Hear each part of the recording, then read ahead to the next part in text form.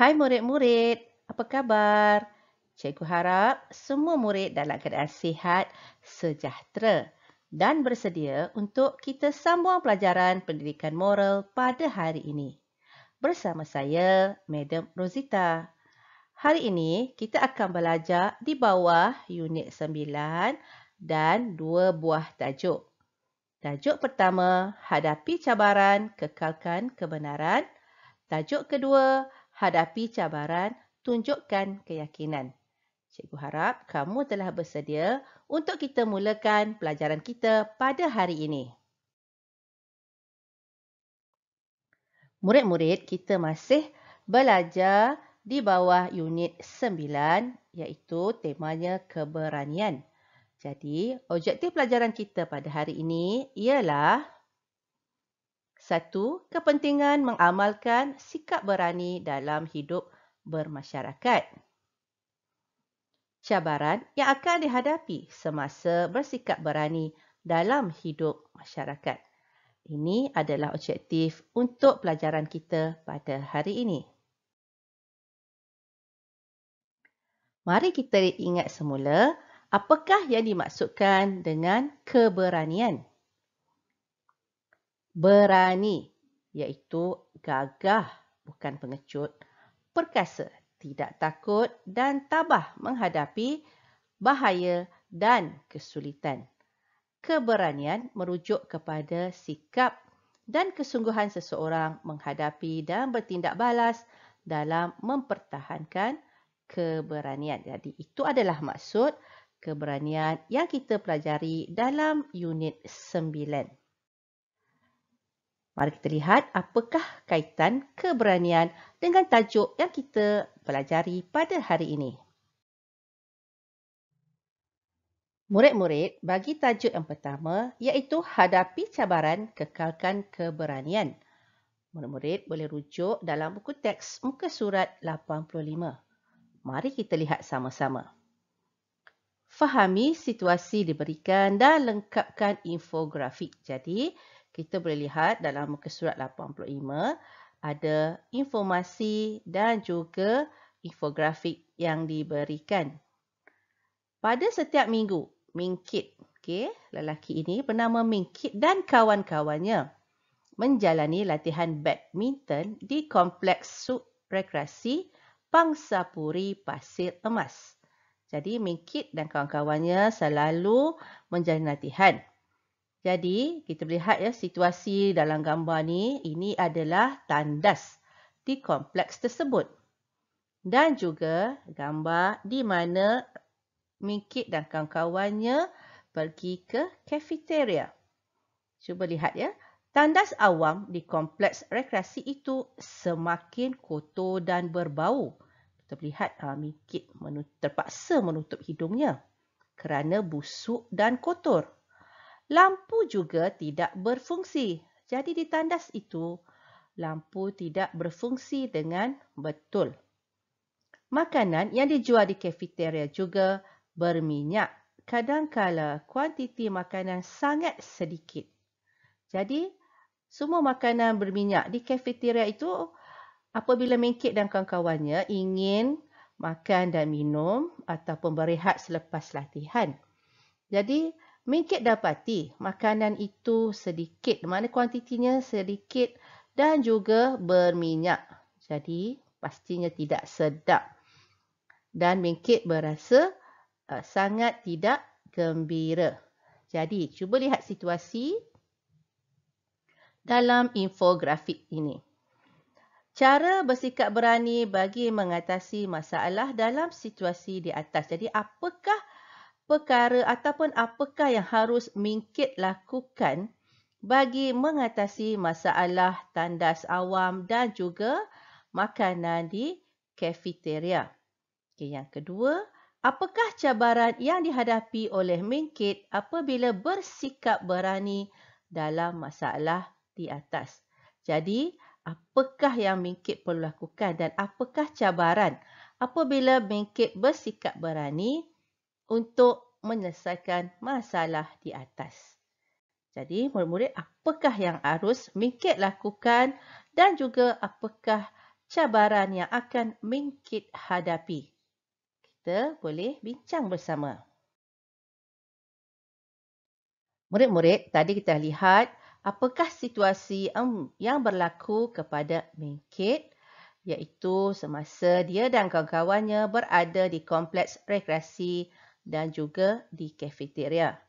Jadi, mari kita lihat sama-sama apakah sikap berani yang patut Mengkit lakukan bagi mengatasi masalah dalam situasi tersebut dan juga cabaran yang akan Mengkit hadapi. Kita lihat mengenai tandas awam. Mengkit boleh membuat aduan kepada pihak pengurusan kompleks rekreasi tersebut. Mengkit boleh berjumpa dengan pihak pengurusan ataupun management untuk memaklumkan tentang tandas awam yang kotor dan lampu yang tidak berfungsi. Sekiranya pihak pengurusan kompleks rekreasi tersebut tidak membuat sebarang perubahan ataupun tindakan, Mengkit boleh lakukan perkara yang kedua, iaitu membuat laporan ataupun aduan rasmi kepada pihak berkuasa, iaitu pihak PBT, pihak berkuasa tempatan mengenai lampu dan tandas tersebut.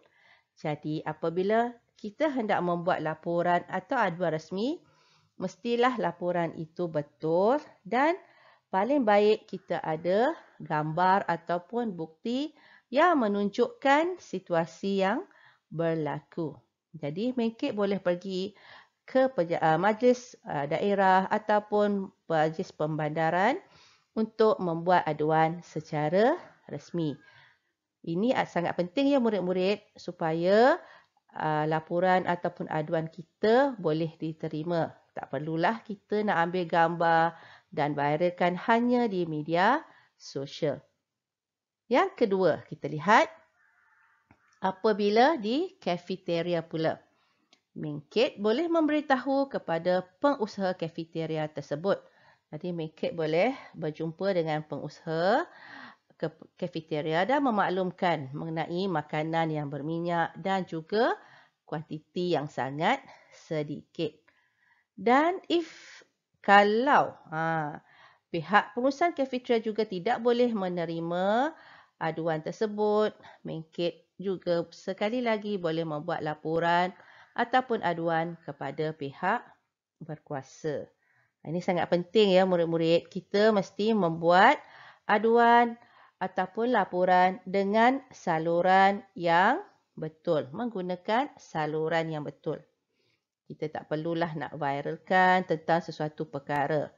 Sekiranya kita ada bukti yang kuat, kita pergi berjumpa dengan pihak berkuasa dan tunjukkan untuk memaklumkan tentang situasi yang berlaku. Jadi, apabila Mengkit telah membuat tindakan seperti ini, apakah cabaran yang akan dihadapi ya murid-murid? Kita lihat sama-sama. Antara cabaran yang akan Mengkit hadapi. Okey, nombor 1. Pihak pengurusan kompleks rekreasi tidak akan membuat sebarang perubahan. Walaupun Mengkit telah membuat aduan kepada pengurusan kompleks tersebut, tapi masih tidak ada sebarang perubahan. Kedua, pihak pengurusan kafeteria akan memarahi Mengkit dan tidak benarkan dia datang lagi ke kafeteria tersebut. Jadi, sebabkan tindakan berani, Mengkit membuat laporan ataupun aduan menyebabkan pihak pengurusan kafeteria berasa marah dan tidak benarkan Mengkit dan kawan-kawannya untuk datang makan ataupun minum di kafeteria tersebut. Ketiga, pihak pengurusan atau PBT tidak mahu mengambil sebarang tindakan. Jadi, pihak PBT tidak mahu membuat sebarang tindakan atas aduan tersebut. Dan keempat, Mengkit akan dimarahi atau dipandang serong kerana mencampuri urusan orang lain. Jadi inilah antara cabaran-cabaran yang akan dihadapi oleh Mingkit apabila dia bersikap berani bagi mengatasi masalah dalam situasi yang diberikan. Murid-murid, kita lihat pula tajuk yang kedua, iaitu hadapi cabaran, tunjukkan keyakinan. Dalam buku teks muka surat 86 dan 87. Di sini kita boleh lihat ada 4 soalan cabaran. Okey, soalan cabaran mengenai 4 situasi yang berbeza. Jadi kita akan bincangkan mengenai soalan-soalan cabaran ini dan juga cara untuk menyelesaikan masalah ataupun situasi yang diberikan. Murid-murid, apakah tindakan yang akan kamu lakukan? Apakah cabaran yang akan kamu hadapi apabila bersikap berani dalam masyarakat? Itu adalah persoalan yang harus kamu jawab apabila kamu menyelesaikan soalan-soalan cabaran yang diberi. Mari kita lihat soalan cabaran pertama. Kamu ternampak beberapa orang peniaga menjual makanan berhampiran dengan padang awam. Walaupun ada beberapa papan tanda yang menunjukkan itu adalah kawasan larangan menjaja. Jadi kamu pergi ke padang awam ataupun padang rekreasi dan melihat berapa orang penjaja menjual makanan di sekitar kawasan tersebut walaupun ada papan tanda yang menunjukkan ia adalah kawasan larangan. Maksudnya tidak dibenarkan penjaja untuk menjual makanan atas faktor keselamatan. Jadi apakah yang harus kamu lakukan dan apakah cabaran yang akan kamu hadapi? Kamu boleh membuat laporan dengan betul kepada majlis daerah ataupun pihak berkuasa tempatan supaya dapat membuat tindakan. Jadi apabila kamu buat laporan, kamu menunjukkan bukti dengan gambar ataupun video supaya laporan kamu ataupun aduan kamu lebih tepat dan sahih. Cabaran yang akan dihadapi. Pertama, kamu akan dimarahi oleh penjaja-penjaja tersebut. Kedua, ada segelintir masyarakat yang akan memandang serong terhadap tindakan saya. Jadi ingat ya, apabila kita ingin membuat sesuatu, pasti ada cabaran yang akan kita hadapi. Jadi, untuk kita meneruskan sikap berani, kita haruslah juga berani untuk menghadapi cabaran-cabaran yang akan berlaku atau yang akan dihadapi. Kita lihat pula cabaran yang kedua. Ketika membeli barang di pasar mini warisan, kamu mendapati ada makanan yang dijual telah tamat tarikh luputnya. Jadi kamu pergi ke pasar mini warisan, membeli barang dan tiba-tiba kamu terlihat ada barangan yang telah tamat tarikh luputnya. Jadi apa yang harus kamu lakukan? Pertama, maklumkan kepada pihak pengurusan pasar mini tersebut dengan menunjukkan barang tersebut. Jadi, pergi dan tunjukkan kepada pihak pengurusan. Ini adalah barangan yang telah tamat tarikh luput. Yang kedua, melaporkan kepada pihak berkuasa ataupun PBT sekiranya tiada sebarang tindakan atau perubahan dilakukan. Dan ingat ya, apabila membuat laporan, kita mestilah membuat laporan yang betul, sahih dan lebih baik sekiranya kita ada bukti. Sama ada kita gunakan gambar ataupun kita gunakan barangan yang maujud. Apakah cabarannya pula? Pertama, kamu akan dimarahi oleh pihak pengurusan pasar mini tersebut. Jadi pihak pengurusan tu mungkin akan marah kepada kamu sebab kamu telah membuat laporan ataupun aduan mengenai barangan yang dijual telah tamat tarikh luput. Yang kedua, kamu mungkin akan diugut supaya tidak membuat sebarang laporan kepada pihak berkuasa. Itu adalah antara cabaran yang perlu kamu hadapi. Kita lihat pula soalan cabaran 3. Kamu menegur seorang pemuda yang menghisap rokok di meja sebelah kamu ketika sedang makan di restoran Makcik Kiah. Jadi kamu dan keluarga kamu sedang makan bersama-sama di sebuah restoran iaitu restoran Makcik Kiah. Dan kamu mendapati seorang pemuda menghisap rokok tanpa perasaan bersalah. Jadi apa tindakan dan cabaran yang akan kamu hadapi? Pertama, kamu boleh maklumkan kepada pihak berkuasa ataupun pihak pengurusan restoran mengenai perbuatan pemuda tersebut supaya mereka boleh menghalangnya dari menghisap rokok di situ. Kedua, kamu meminta dengan sopan supaya pemuda itu tidak menghisap rokok di tempat awam. Jadi, kita telah tahu bahawa tidak dibenarkan merokok di kawasan ataupun tempat-tempat awam seperti di pusat rekreasi, padang, di restoran, di stesen minyak, stesen bas dan lain-lain lagi. Jadi, sebagai seorang warga negara, sepatutnya kita mengikut peraturan dan undang-undang yang telah ditetapkan. Apakah cabaran yang akan kamu hadapi pula? Pertama, kamu akan dimarahi oleh pemuda tersebut. Tanpa rasa bersalah, dia akan memarahi kamu disebabkan kamu telah berani untuk menegurnya. Yang kedua, pihak pengusaha restoran tidak membuat sebarang tindakan dan membiarkannya sahaja. Kerana pihak pengusaha kata itu adalah pelanggannya.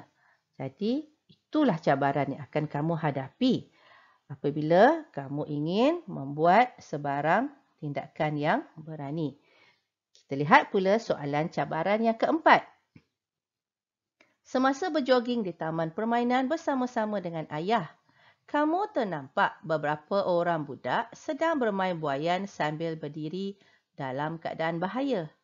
Jadi di taman permainan, kamu lihat berapa orang budak kecil atau kanak-kanak bermain buaian sambil berdiri. Mungkin tanpa pengawasan orang lebih dewasa. Apa yang harus kamu lakukan dan apa cabarannya pula? Pertama, kamu bercakap dengan sopan dan meminta kanak-kanak tersebut duduk semasa bermain buaian. Jadi, kamu boleh minta mereka duduk dan bermain buaian dengan elok.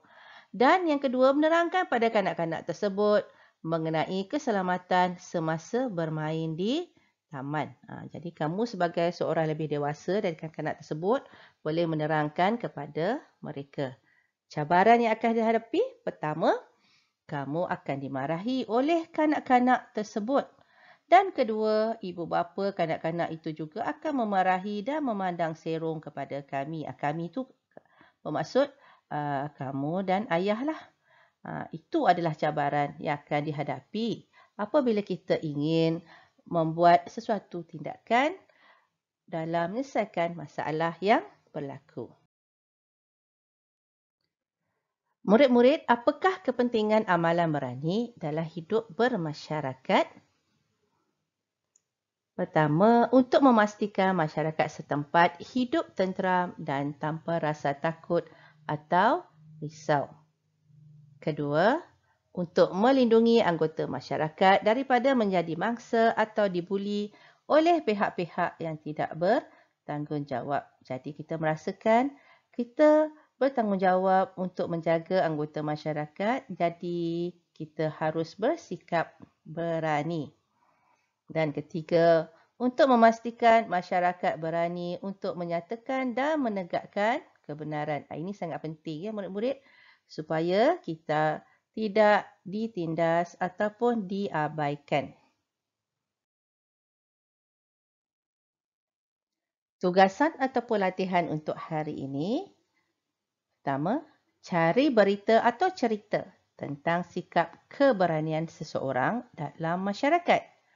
Kedua, kamu boleh layari internet atau pelbagai media sosial untuk mendapatkan berita ataupun cerita tersebut. Ketiga, cetak dan tampal berita tersebut ataupun cerita di dalam buku latihan kamu. Dan keempat, sekiranya kamu tidak dapat mencetak berita, kamu boleh membuat catatan ringkas mengenai berita ataupun cerita tersebut di dalam buku latihan. Jadi, murid-murid pastikan kamu cari dan siapkan tugasan yang diberikan pada hari ini. Terima kasih murid-murid kerana belajar bersama saya pada hari ini. Kita akan jumpa lagi untuk pelajaran yang akan datang. Goodbye from me, Madam Rosita. Stay safe and together we win. Bye.